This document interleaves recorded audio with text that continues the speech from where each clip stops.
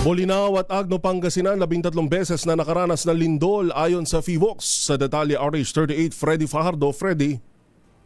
Masanto siya kabosan, Kuyang Angel. Sunod-sunod na pagyanig ang naranasan sa bayan ng Bolinao at Agno, Pangasinan kahapon araw ng Miyerkules. Batay sa tala ng PhilVox, 13 beses na nakaranas ng lindol ang Pangasinan na pawang tectonic ang origin. Alas 7:52 ng umaga unang naitala ang lindol na may magnitude 3.5 sa Agno. Sunod ang 4.1 magnitude alas 7:55 ng umaga. Ang ikatlo ang magnitude 3.5 dakong alas 8:03 ng umaga sa bayan ng Bolinao. Pang-apat, magnitude 3.7 alas 8:20 sa Bolinao. Alas 8:28 na itala ang pang-5 sa bayan pa rin ng Bolinao na may magnitude 2.9. Pang-anim ang magnitude 3.9 bandang alas 9:34 ng umaga sa Agno. Pang-7, magnitude 4.0 sa Bolinao bandang alas 9:37 ng umaga. Pang-8 ang 4.1 alas 9:48 ng umaga sa Bolinao. Pang-9, magnitude 4.1 alas 10:04 ng umaga sa Bolinao. Nasundan ng 3.2 magnitude sa Bolinao pa rin bandang alas 11:52 ng umaga. Pang-11 ang 4.0 magnitude alauna 26 ng hapon sa Bolinao. Pang-12